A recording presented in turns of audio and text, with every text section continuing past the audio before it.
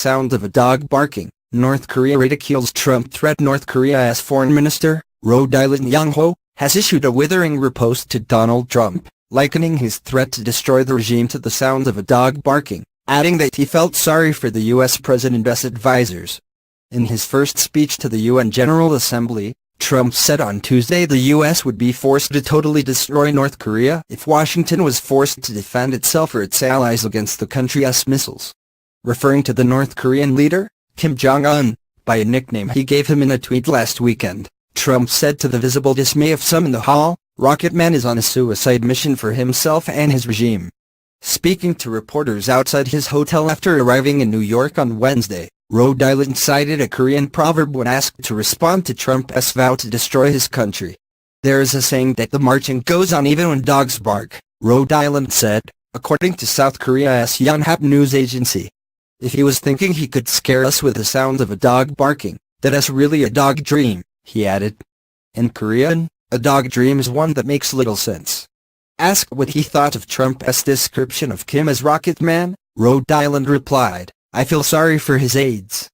Trump's confrontational speech came after months of rising tensions on the Korean peninsula, culminating in Pyongyang's sixth, and biggest, nuclear tests and the launch of 2 ballistic missiles over northern Japan.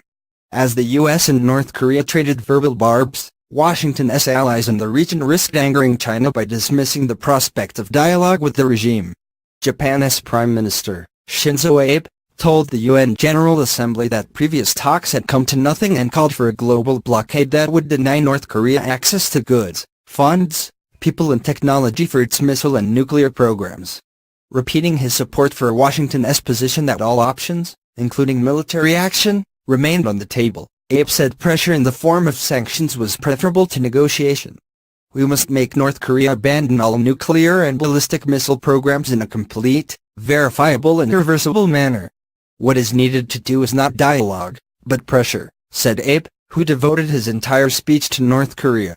Warning that time was running out for a solution to the North Korean crisis, Abe said the failure of a 1994 agreement between the North and the U.S. to freeze Pyongyang's nuclear program, and the stalling of 6-party talks almost a decade ago, were proof the regime would not respond to dialogue.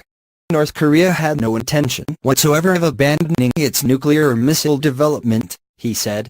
For North Korea, dialogue was instead the best means of deceiving us and buying time. In what hope of success are we now repeating the very same failure a third time? While China has voiced anger at North Korea's volley of missile tests in recent months, it fears the consequences of regime collapse in Pyongyang and has repeatedly called for a negotiated solution, with its foreign minister, Wang Yi, urging an end to the current deepening vicious cycle.